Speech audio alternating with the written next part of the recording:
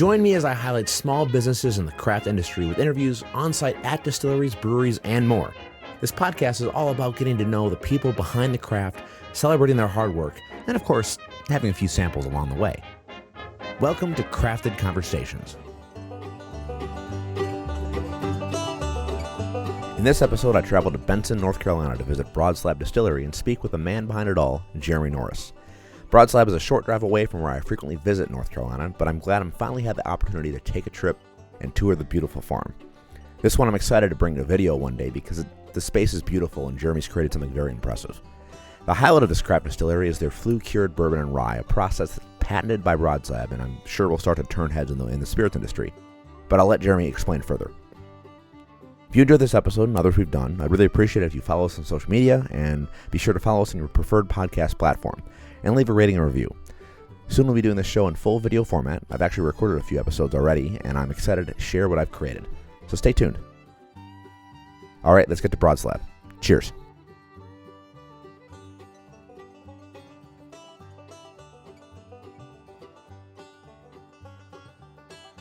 Jeremy, we're here at Broadslab Distilling at the distillery on site. Thank you so much for having me. I appreciate this. Yeah, glad to have you. We just had an awesome tour, and I don't often get to do that before I record with the person who gave the tour. And obviously, you're the owner, distiller, everything above. Yeah, and the tour guide. And the tour guide. Tours, yeah. But tell me a little bit about yourself and how you got into this. So, I grew up here on the farm where we're sitting right now, and I was raised by my grandparents. And spent a lot of time with my grandfather. And, we just left from the gift shop area up there. You notice that big oak tree out front. We used to have a produce stand up under that oak tree. And we used to sell roadside produce. And we tended all this land and produced produce. And this was before they opened Interstate 40 out here. And 50 was the route to the beach.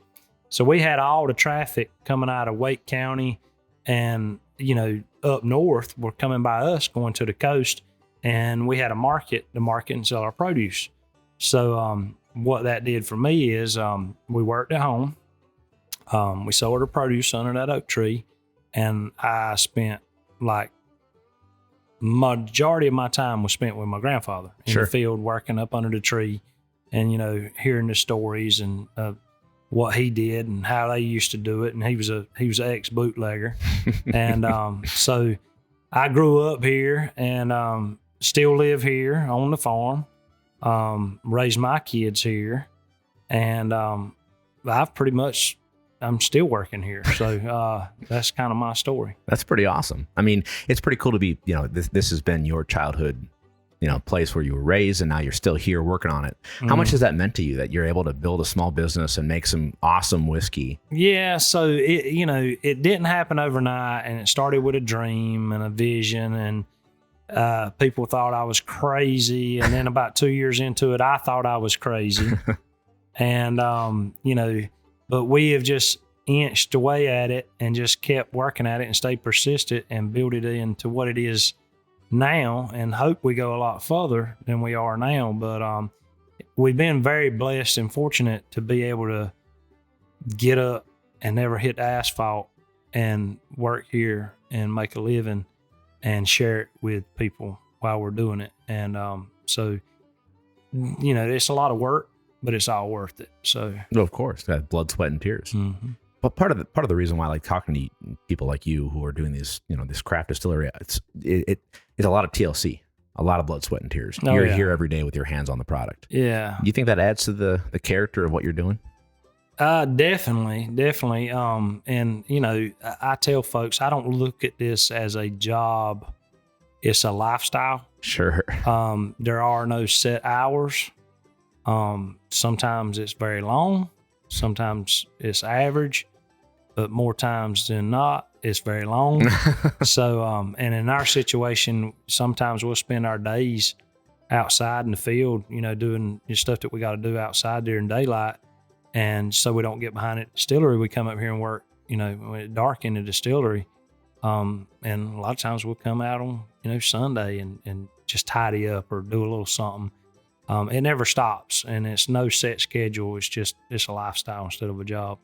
Well, speaking of lifestyle, I mean, I'm a big whiskey guy, and I've had ideations talking to my friends about opening a distillery down the road, playing the game. Were you always a whiskey person? Did you get into it? I was not.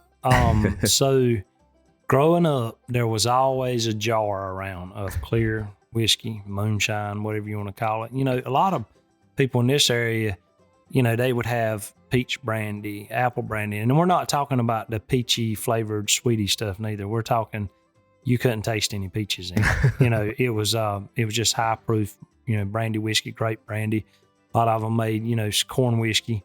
And when I grew up, you took a swig out of the jar, and it was not really made for enjoyment or as, you know, the palate per se, and drank a lot of beer. You know, it would hit the jar and then hit the can sort of thing. And then as I got older and started a distillery, you know, I kind of stuck with what I knew, and then I kind of graduated and growed into appreciating the different flavors and profiles and the heat. And it was something you just I don't think you wake up one day and say, well, you know what? I want to drink some, you know, 122 proof single barrel whiskey. You got to kind of grow into that. Absolutely. You know, so, that's kind of been my experience. Yeah. I mean, I told you off mic that I have a lot of friends that introduced me to this stuff and all the variations across all the different types of whiskeys, Scotch, Irish, bourbon, rye, etc. And I've traveled around and talked to a lot of craft distillers that you know, make bourbon, and everyone thinks, you know, bourbon is bourbon. But it's so interesting and fascinating to me that one bourbon is so different than the next. And that, I mean, it even goes for the batches, right? You make one batch, your next batch can be very different. What would you say set yourself apart? What makes your bourbon so different? Well, so for one thing, we grow every grain that goes into our bourbon. So we know what we got as far as grain selection, where it comes from, what variety it is, what kind of land it come off of, what season it went through. And it's all about oil levels in the grain. It's all about starch content in the grain. And that can vary between type of land it was grown on, you know, seasons, a lot of variables. But we grow a non-GMO white dent corn. It's actually a hybrid. It's a hybrid variety of corn. So it's white in color, but it's not like sweet corn. It's still a dent corn that you would make grits or cornmeal or something like that out of, or whiskey. And I think it makes it a little sweeter, little cleaner, smoother type clear spirit. Right. We also use on our rye, we just use a Bruzy, which is a kind of that's the name of it, Bruzy rye. It's kind of common in this area.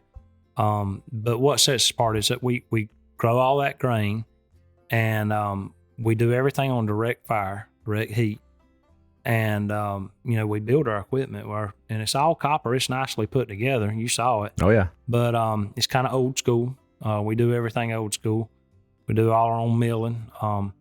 But when you were talking about, you know, what makes it different, what I found interesting when we got in this whole barrel aging Rick House, you know, into this bourbon scene, and I'm still learning. I'm just getting started. I think we're doing a pretty decent job, but out of one batch of my whiskey, it'll fill up about 5 barrels on the finished distillation. Sure. We'll usually yield, you know, on a good run, 250 gallons, and then we got to proof it down. So we'll get enough to fill about 5 barrels. And what I've been noticing is, you know, you got to put a good spirit in a good barrel, but you can put the same whiskey in 5 different barrels, and you're going to get 5 different variations. Right. So the barrel has as much, and your cooper has as much to do with your success and your outcome as you do. Now, you can't put bad whiskey in a good barrel, and well, if you age it long enough, you might be able to get away. You might be able to get away with that. But you know, a lot of things got to come together. But it has a lot to do with what it goes into and the environment it's in. For sure. Well, and that we didn't really talk about that yet either. I mean, you're on the farm growing your own thing. So right in the back of the yard, you know, you have all your stuff. Is it 100% of the stuff that you're using off of your farm? Yes, sir. Yes, sir. So we tend a little over 100 acres. Okay. And if we're looking at doing an expansion in the near future, I hope if we do, we're gonna have to pick our acres up a little bit. And we're going to have to put in some more grain storage. We have several grain bins. Our grain bins have fans on it, so we're able to, dry and maintain. That's another thing. When you grow your own stuff, you got to store it. Right. You got to have a 12-month supply until you harvest next year. And you got to keep the bugs out of it. You got to keep the moisture out of it. You got to make sure you ain't got any leaks. It's really a pain. But you know what you got, and you got plenty of it. So, 100% of what we do is, and we actually got an old tobacco barn made into a malt house, so we make our malt and everything. Yeah, I'm excited to talk about that. But I mean, you kind of said something about all those little nuances about, keeping the corn, storing the grain. How much did you have to learn on the fly when you started this business that you said, crap, I didn't think about that, or this popped up and you're like, we learn every day. We learn every day, several times a day. But so coming from a produce background where we grew and sold vegetables and produce, I knew a lot about growing and farming and soil health and, pH and all the stuff that's a long conversation in itself. But I didn't know a whole lot about row crop farming. That's kind of a different animal. Grain storage, moisture levels. And then, we started on harvesting about 6 or 7 years ago. I never run a combine. So it's a learning curve and experience. Luckily, we come from a farming community where there's plenty of people in the community that's always got an answer to your question. We've got great help through our Ag Extension Agency. So if there's ever a question that comes up, and there's always questions that come up, even if you've been farming for 70 years, there's, even old timers, there's always a new problem and a new condition. But we got answers, and we rely on a lot of our neighbors for help and stuff like that for, recommendations. For sure. With you growing all the things you have, do you feel like you can experiment still? Could you find if you wanted to grow some barley or do different type of rye, if you want to do some Bloody Butcher corn just for fun, or do you think you need to outsource that? No. We would definitely do. And we to a certain extent, we do.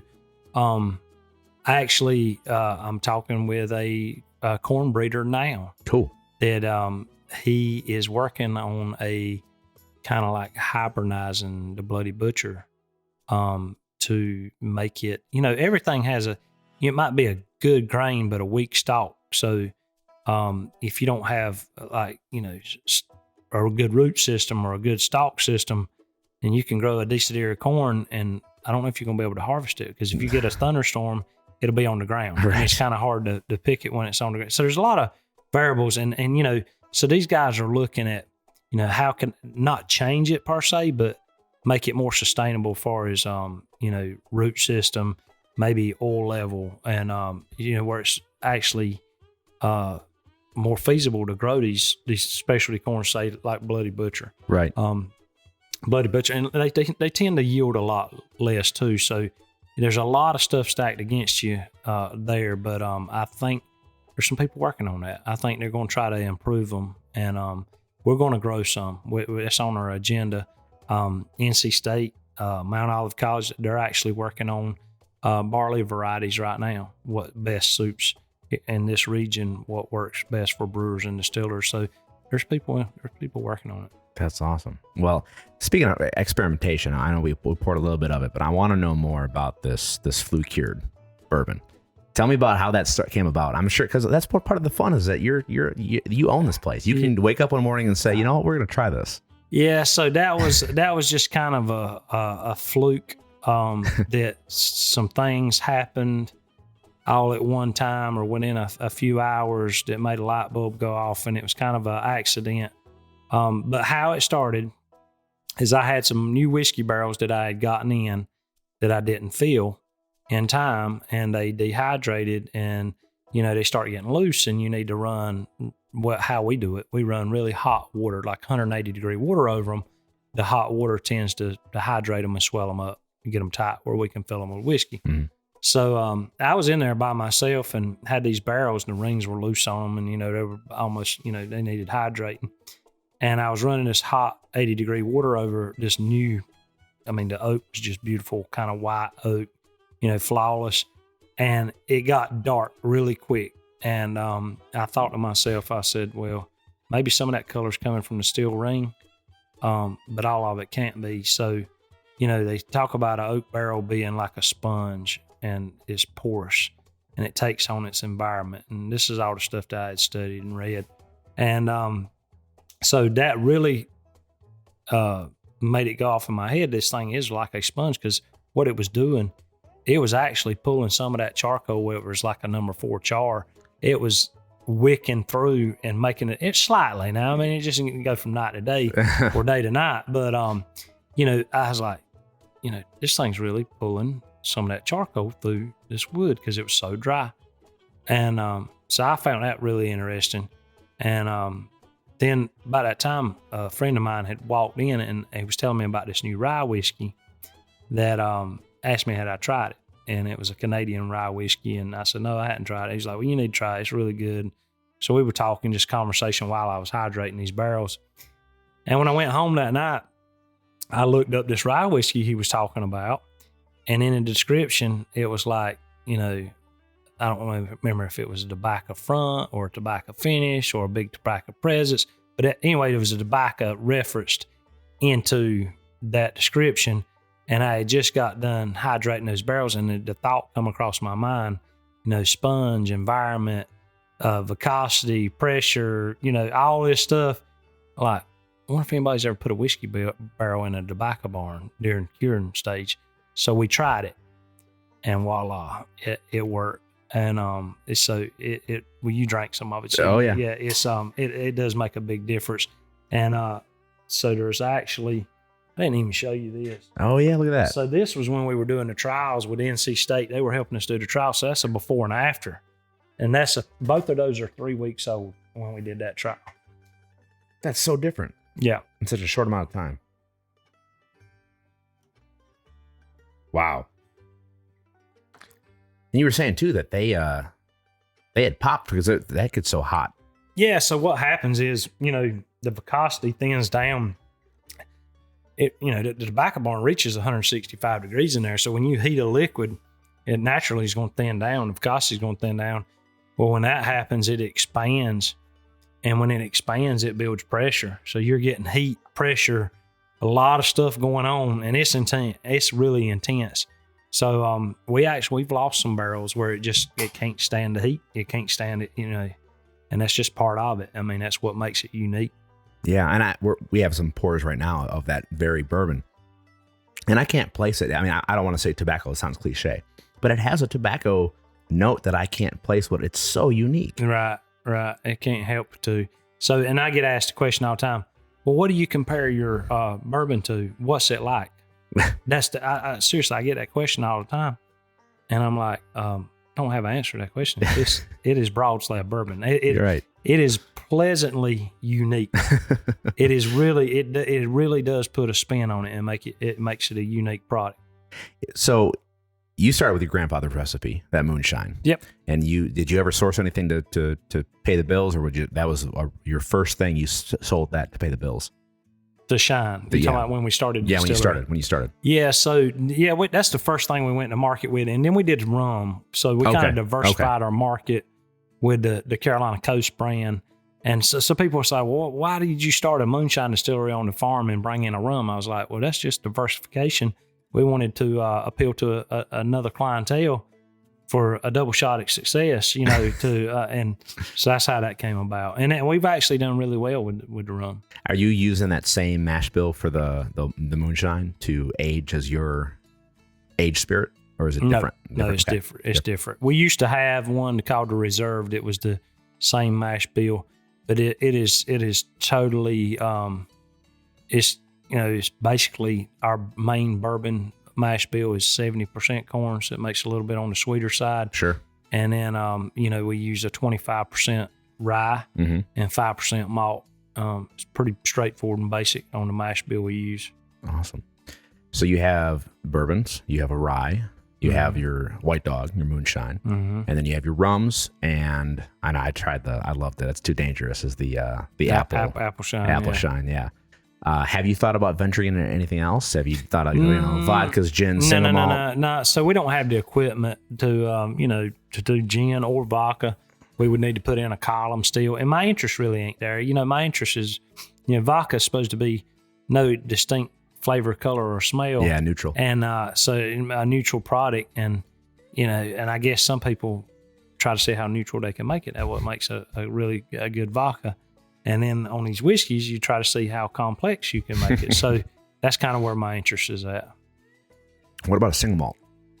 I have thought about that, and maybe if we do the expansion that we were hoping to do in the future with a new mash tun and stripping still, and we up the acres and get some more grain storage, you might see one of those in a few years. Okay. We'll talk about the expansion. So I know that's what we can look forward to from Broadslab, right? Yeah. So what we want to do right now, we have a one unit that's kind of a dual purpose piece of equipment. We use it as our mash tun and our stripping steel, and it's capable of doing 1,000-gallon batches. And the only problem with that is our finished steel, the all copper, the pot steel, and that we do our finish runs in, it's 500 gallons. So it takes me 2 stripping runs just to get enough to fill up 500 gallons. Sure. The finished steel. So what we want to do, and 2, with it being a dual purpose piece of equipment, we either got to be mashing in or strip distilling. And it just kind of throws a kink in the system. So what we want to do is we want to put in a 2,000-gallon dedicated mash tun, 2,000-gallon dedicated stripping steel, so we could come in and do all 3 tasks at one time. We can mash in, strip the steel, and finish the steel. And instead of taking 2 batches to fill up the finished steel, we can do it in 1. It's going to up our production about 10 times what we are now. Very cool. Is that in the near future, or is that? It's to be determined. We got to see how this, demand and cash flow and a lot of different variables, on that. I wish it was. I wish we could start next week, but it's kind of complicated. We're going to have to put a lot of infrastructure in to support the new stuff. So tell me about making the whiskey itself. How much of that was a trial and error? Did you find a sweet spot for the mash bill? Did you find a sweet spot for the aging? Was that just we're still finding sweet spots. Yeah. So yeah, it's I say you got to make a good spirit up front, and that's pretty straightforward. I mean, I've been distilling a long time, and I've been making white whiskey for a long time, and you got to be your process has got to be pretty good to make a unaged white whiskey desirable and palatable. Right. And you tried it also. So I had it kind of nailed down. I knew what to look for. What does the mash need to smell like? How does it need to perform? Your fermentation, that's the first step, a good healthy fermentation. And then I've got some techniques on distilling. But when it comes off the still, for it to be palatable and desirable to drink, you've got to do everything pretty good. So we had that pretty much down pat. And I said, well, if I can make good white whiskey, a barrel's only going to make it better, right? So we kind of stuck with that. And we've been experimenting, trying to pick efficiencies up and stuff, as far as our conversions and stuff like that. But and that still does a good job. That direct fired pot still, it's really unique. Our process is unique. And I think it comes across in the product. Well, it comes across too in your voice, and you're giving the tour. You're enthusiastic about what you've done here, because you helped design, or you designed. Yeah, I did design. Yeah. So it's and people say, well, you must really like building things. No, you do what you got to do. If you want to do something bad enough, and your pocketbook's not so big, you cancel the order and go to the shop. Just basically. Do it yourself. Yeah, that's so cool. Yeah, I mean, part of the fun thing about this too is that you can kind of dictate what you want to do, what your priorities are, and what you're going to make next. Have you had any barrels that you've decided that, this is too good, I'm going to squirrel this away for a couple more years? Or are you chasing the cash register? Yeah, so actually the really good barrels, we're releasing them. And then the other stuff we're saying that it's maybe not so good, I'm like, well, maybe it'll get better with age. Sure. So, but we are squirreling some barrels back. And we want to kind of grow and do the expansion. So we're releasing some. We're not going to release everything. We're going to release some stuff to, to keep us sustainable and try to grow the brand just enough. But it's a delicate balancing act. Of course. And I would assume that your bourbon is probably your best seller. Is that correct? I would say now, yeah. And we just released a single barrel a couple months ago. Sure. And the 93 proof, it just got released yesterday. So Yeah, we're still figuring. For the past 2 months, it's been the best seller. But I think from here on out, it'll be the best seller. Would you consider the bourbon your baby? You came here to make bourbon. Yes, it is. It is now. It's and it is I mean, you especially when you start in the field and the grain storage, and then the milling, and then you get into mashing in, going to the fermenters, fermentation, and then strip distilling, final distilling, and then proofing, and then goes into the barrel, and then you put it in the rick house, and usually we're back in a year and a half pulling it out of the rick house, carrying it. I call it a field trip to the tobacco barn. So and then we let it stay a few days over there, and then we get it back. We bring it back home. Stays in here at least through one winter before we pull it out. And we're in there drilling and sampling. So yeah, it kind of does become your baby because you're always, it seems like we're always got our hand on it. Right. So we every couple of 3 months it gets touched again somewhere down the line. What was the biggest thing that you didn't expect going into the business? I mean, people think, we talked about this off mic too, is that people think this is a dream job. You could drink whiskey all day and have a good time. If you drank whiskey all day, we wouldn't get the job done. Yeah, so yeah, and I stay stretched out with task all the time. But the biggest thing is I thought when we started the distillery that it would just be so cool and that we would just have, ample amount of money, cash flow. That was wrong. We for the first 2 years, I almost shut the distillery down because I'm like, I'm not getting in so deep. But they changed some legislation and some stuff and made it a little more favorable market. So we stuck it out.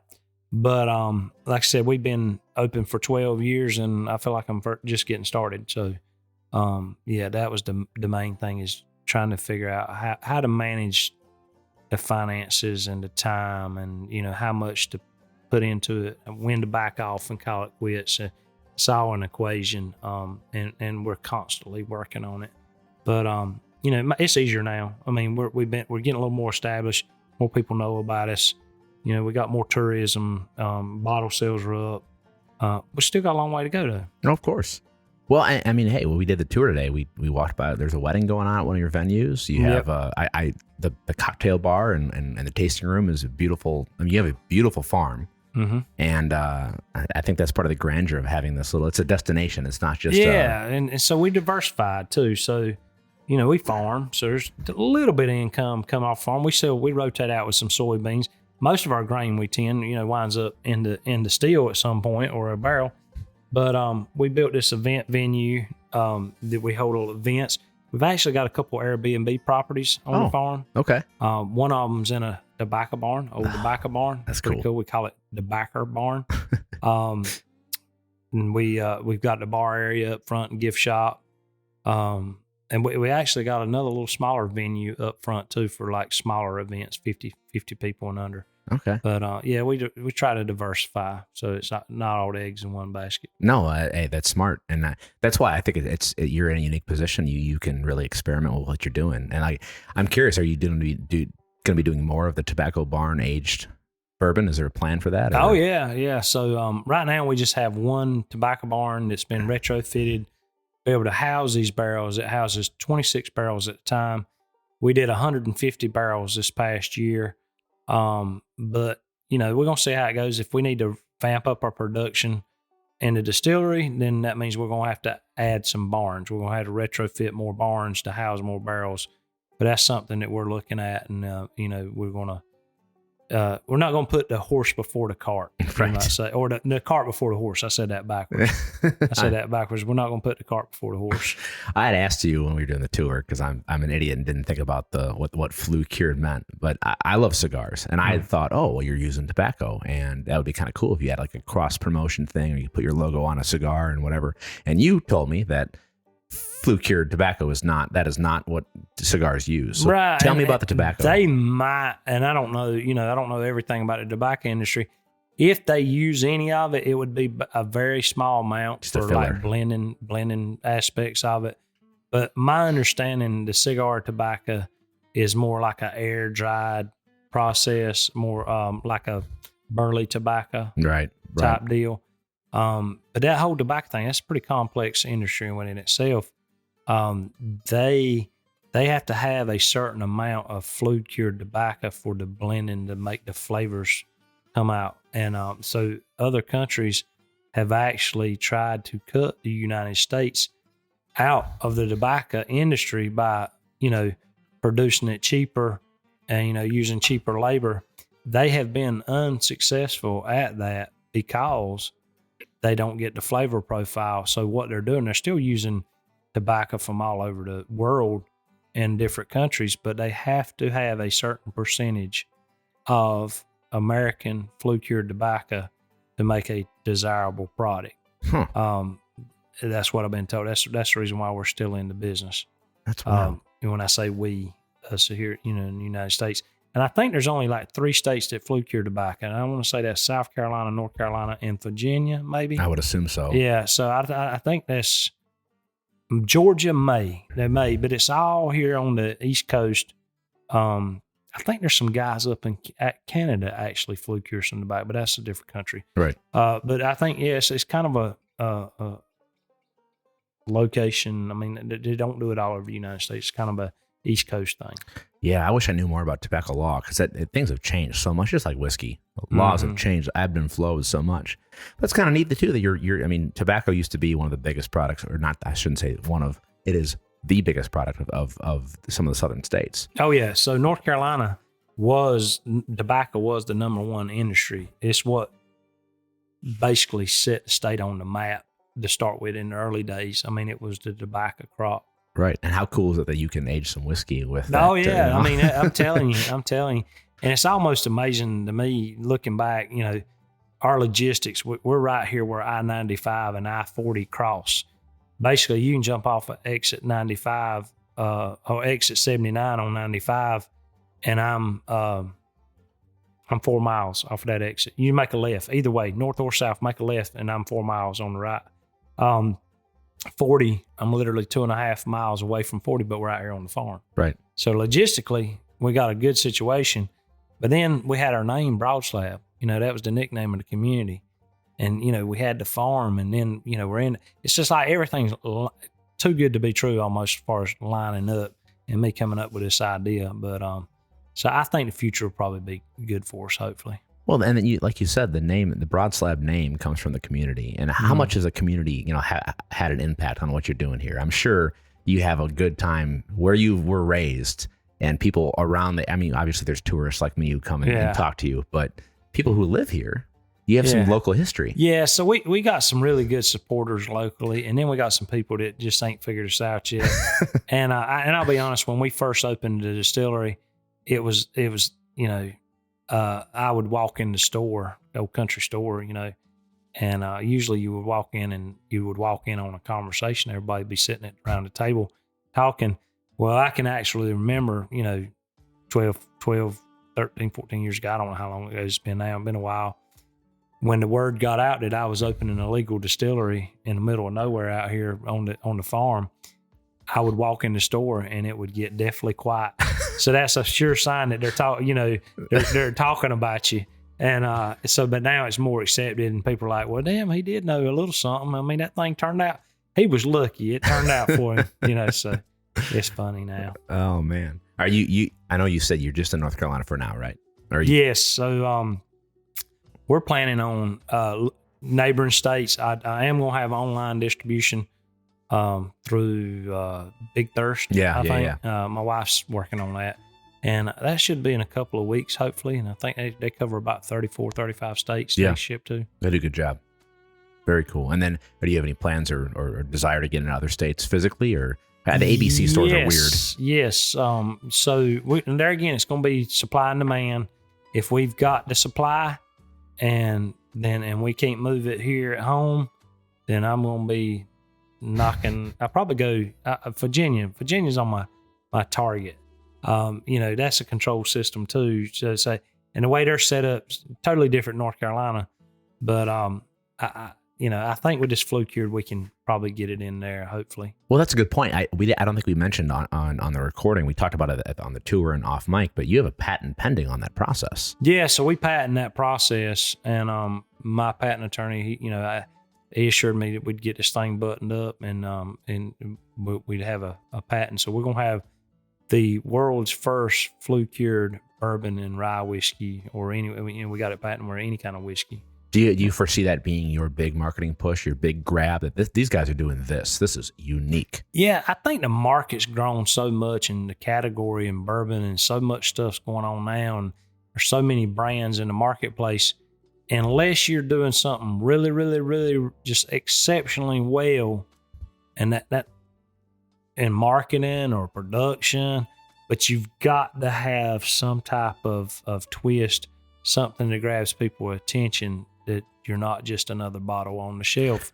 And I think us being dirt to bottle and family owned, my 2 sons work in it, my wife works in it. We are a true family. If you come out here to the farm, more than likely I'm going to do your tour, or my son will do your tour, and you'll probably see my wife walking across the yard. I mean, we're a family owned operation, and that and producing our grains and the twist of this unique product, I hope that sets us apart on the shelf. I mean, it does to me. That's why you stood out. I found you online, and I'm down here in North Carolina quite a bit, visiting some friends, and I might be trying to make a move down here soon. But you stuck out because of your story and because of this Flue Cured tobacco thing. And I was like, oh, what the hell is this guy doing? Yeah. And it's fairly new, and people are just finding out about it. And some people don't understand it. But, when you come and you look, I got pictures, and I'll explain it, and it actually works out. Have you had anyone in the whiskey community that has like sent you a message or posted somewhere and said, what is this? Who's this? Who is this guy? Because I've never heard of this. You know what I mean? Yeah. No, I hadn't. And so I get, we've been really quiet. We've existed, and unless you just stumbled upon us, we've been really quiet for the past 12 years. And we're actually changing that now. We're trying to be more present on social media. We've redone our website. We're putting up a couple billboards on these interstates. We're right here at us. So, yeah, I'm expecting more of that, probably in the near future. But it's been kind of quiet around here up till now. But things are moving fairly quickly now. I was going to say, well, enjoy it, because I think once word gets out of this tobacco aged, I think it's a good bourbon. So you'll have some snobs who are like, but no, what you're doing here is pretty cool, and I appreciate your hospitality and having me here. Yeah. I'm definitely gonna grab a bottle of Flue Cured Bourbon because it's so unique, and I want to share with my friends. But I'll be back because I'm staying like 30 minutes away from here. Yeah, good deal. Be glad to have you. Glad you came out today. Hope you enjoyed it. Of course, Jeremy. Well, hey, cheers to what you're doing, and thank you. I mean, obviously you're making more things for me to drink. So yeah. Thank you. Thank you. Cheers.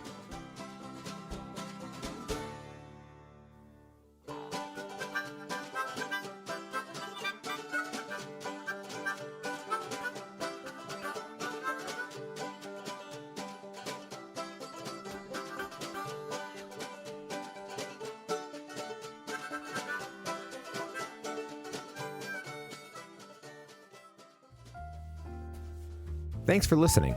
If you enjoyed this episode, I'd appreciate it if you left us a review on Apple Podcasts or Spotify. The more reviews, the easier we are to find. Also, if you aren't already, be sure to follow us on social media so you never miss any of our updates. Be sure to share this episode with your friends, and always be sure to drink responsibly. There are quite literally thousands of distilleries, so we're just getting started. Stay tuned for more conversations with master distillers, distillery owners, mixologists, and even bar owners, and more. Cheers.